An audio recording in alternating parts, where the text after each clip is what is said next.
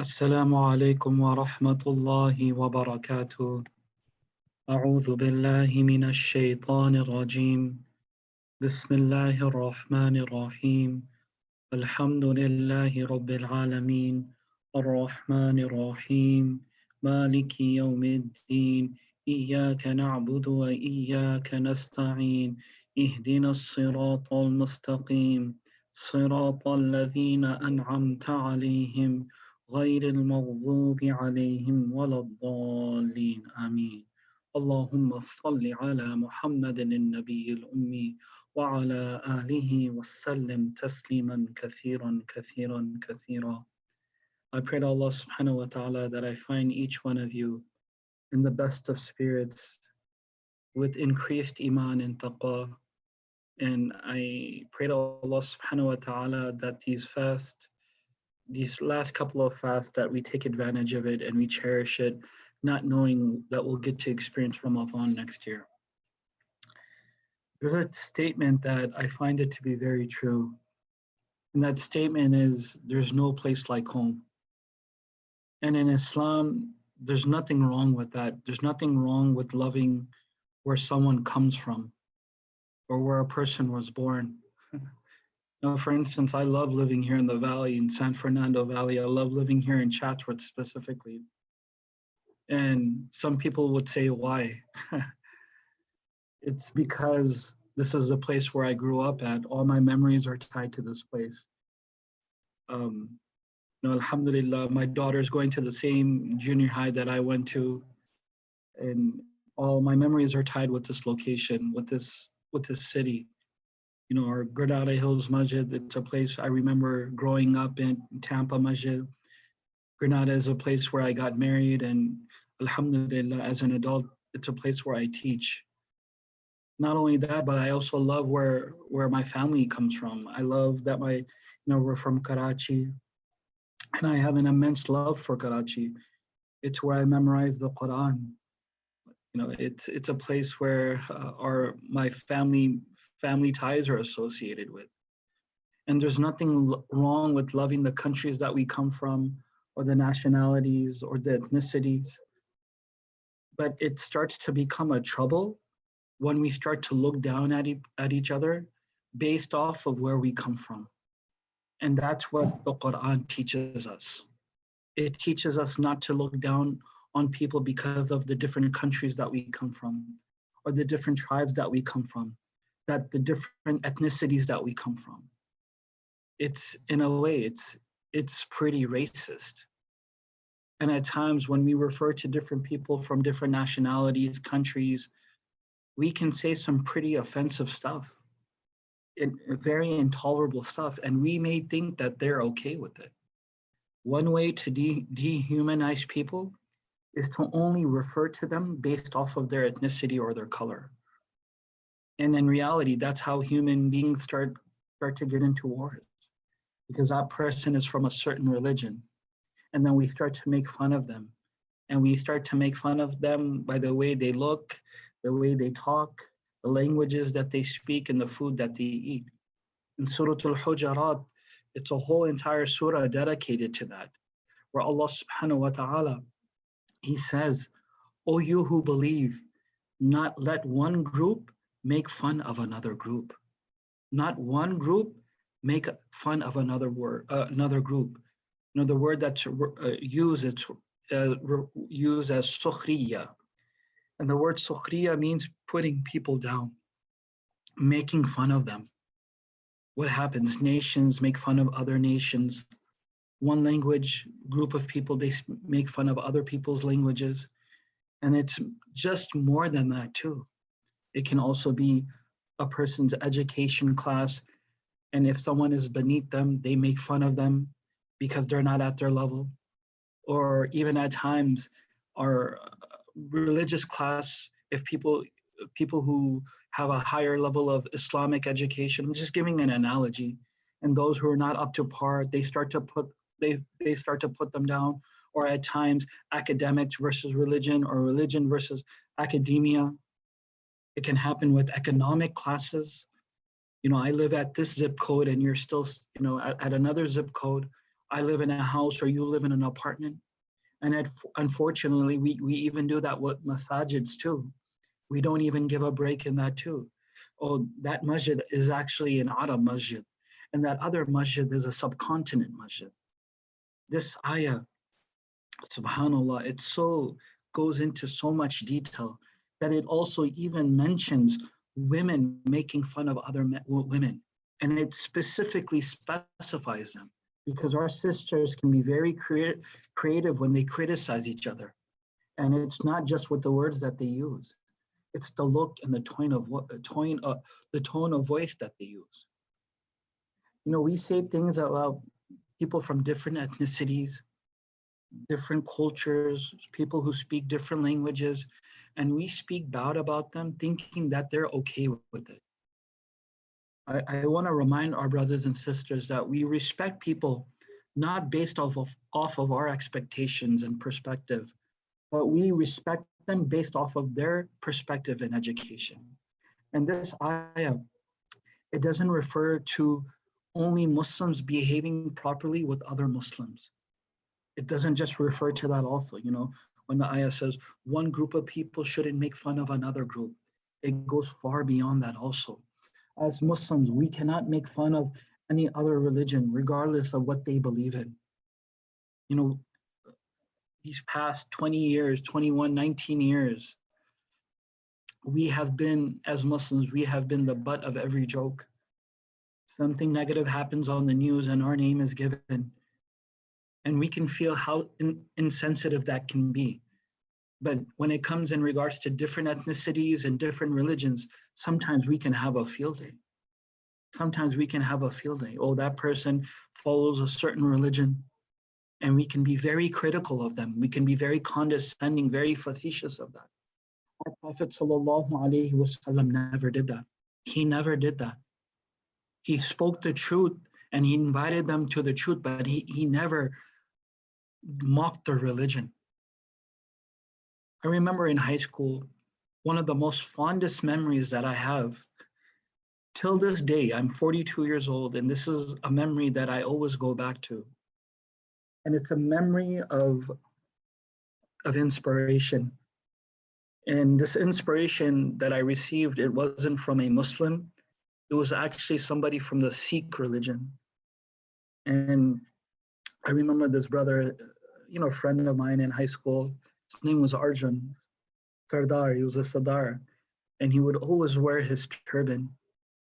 And I remember how badly the kids would make fun of him and they would abuse him. And I remember that time specifically because I just came back from Pakistan and I completed memorizing the Qur'an, and I was about 16, 17, and my beard was growing out. And I remember I was so embarrassed of it.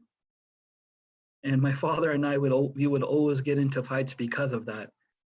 You know, he's like, Junaid, you're a hafiz. You have to uphold everything that is associated with that. And I couldn't. In high school, I couldn't. What my peers thought of me meant a lot to me. Unfortunately, it meant a lot to me. Now that I think back at it, it meant a lot to me. And I would shave my beard. And I remember Arjun, every day people would make fun of him. They would say some horrific things to his religion. But I remember when they used to make fun of him, he used to always smile and he would always laugh. And I was like, Arjun, why do you do that, man? Just get rid of it. Just get rid of the turban. They'll stop making fun of you. He's like, no, this is a part of my faith. This is who I am. Why should I change because of them? And it's been, I don't know, 24 years since I graduated high school, and I still haven't forgotten that I got inspiration from somebody from a different religion. And that was something that I wasn't able to accomplish myself. Or that's just something in regards to religion. How do we feel about other people from different ethnicities? I'm not just talking about the ones that we interact with in the masjid in regards to Bangladeshi, Pakistani, Indian, Arab. Now, how do we feel people outside of the religion, specifically other minorities such as Latinos or African Americans? You know, are we also very facetious to them? Are we very condescending to them? Do we think that they don't have the capacity to grow? Or do we think that these are people who are unable to hold higher positions at work? Alhamdulillah, I work for a Fortune 500 company, and the VP of our company is Latino. He's from Mexican descent. Very talented people. Or how do we think of Caucasians, of white people? I know we are going through a time where, for political reasons, we think a certain race is against us, and at times it can be that case. But as Muslims, we can't have this prejudice against everybody. We cannot have a complete blanket over everybody. I remember at work, I would use some of the conference rooms to pray my Salatul Zohar. And I remember I was going to start my prayer, and my manager walked in, Caucasian lady, and I did my takbir, and I was starting my salah, and she walked in. And in my mind, I was like, okay, I'm going to get fired now. I'm going to get fired. Her name's Mary Parchman. Very accomplished VP in our company, very accomplished. What she says, a lot of the other VPs and the directors and managers, they want to listen to what she has to say. She walked in and she's like, Saeed, what are you doing? And I was like, Mary, I'm doing my prayer. And immediately she went into their office and she booked that room, that conference room, every day from 1 to 1:30. And it said, it was a meeting in our Outlook, and everybody in the company can see. And she said, nobody's allowed to use that conference room from 1 to 1:30 because Sayyid is praying. SubhanAllah. I will never forget that. This past election, the 2016 election that we had, and it was a very interesting time in the United States where, once again, us Muslims, we are out in the forefront due to political reasons. And whenever something bad would happen in the news, we would get the grunt of it. Last year, even at Unity Center, we had to keep security guards. At every masajid, we had to keep security guards because of the rhetoric that's being said in the news. And I remember in 2016 when, myself and Mufti Ibrahim, we took over the Sunday school. A church, they came to our Sunday school, like members of the church, it must have been 20 of them. They brought flowers and games and candies for our Sunday school kids. And they said they wanted to come and visit us and make us feel like we're a part of this society. And they spent 2 hours, the church members spent 2 hours playing with the kids in our community.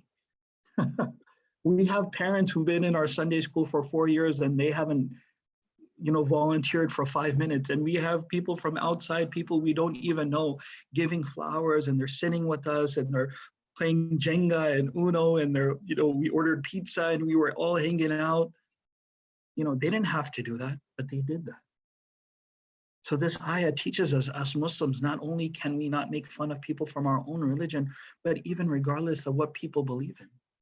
And this is something that we have to be sensitive towards. And this also applies to marriage. This also applies to marriage. It's something natural. We want our children to get married from the men and women. We want them to get married to individuals that come from the same country, the same ethnicity, the same language that we speak. And perhaps this concept was acceptable maybe 20, 30 years ago from a cultural perspective. But our children are growing up here in a very different society and different culture. And to expect that from them would be unjust. Really, it would be very unjust. The way our children are growing up is completely different from the way we grew up.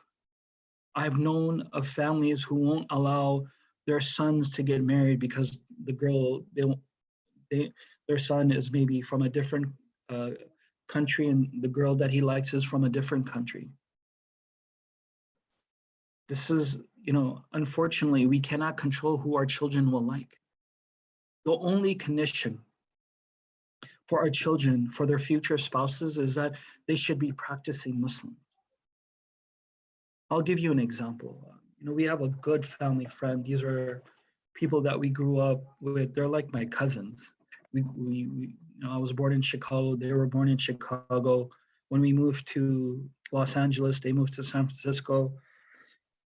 They're like my sisters, And one of them, she ended up um, marrying an African American brother. And because she did that, the family disowned her. They didn't talk to her for 5 years.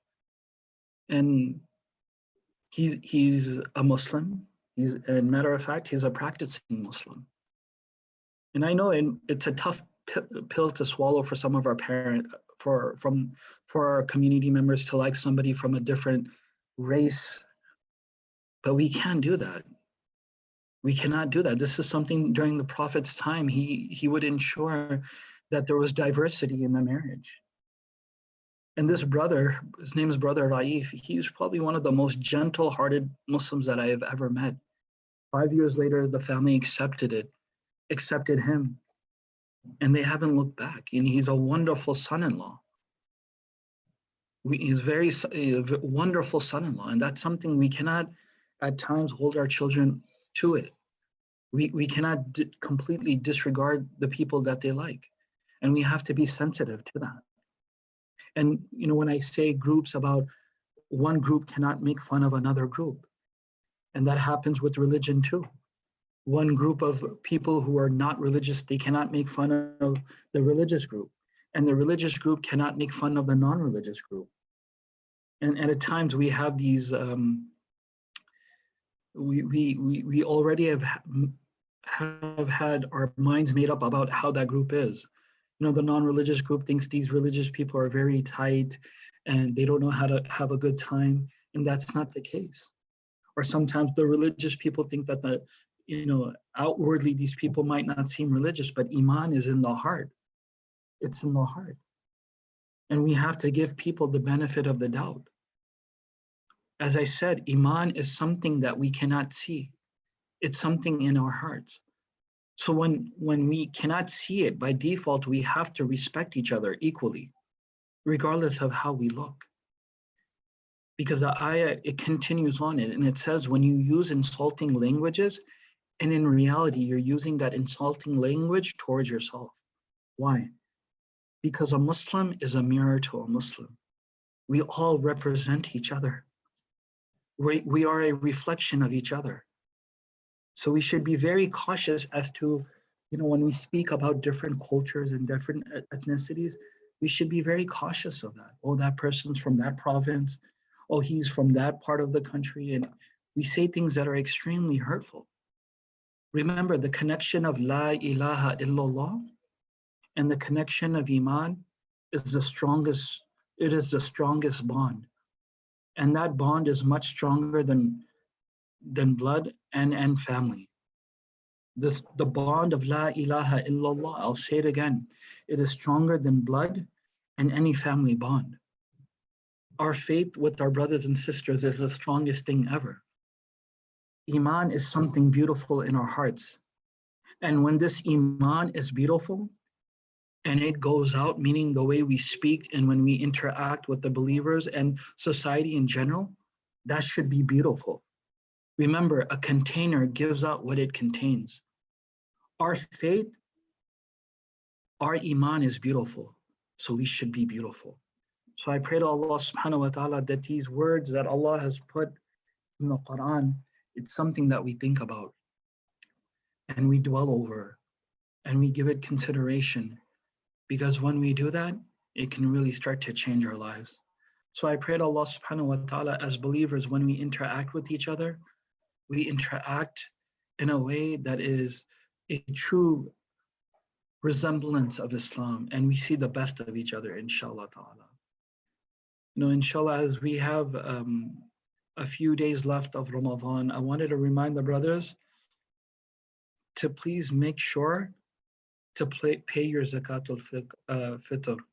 That's something that has to be paid before the Eid prayer. Of course, Eid, it's been announced it's going to be on Sunday. So if you want to go and give it to the masjid, I think in the emails, they've been sending it out. If you want to pay it online, that's something that you can do.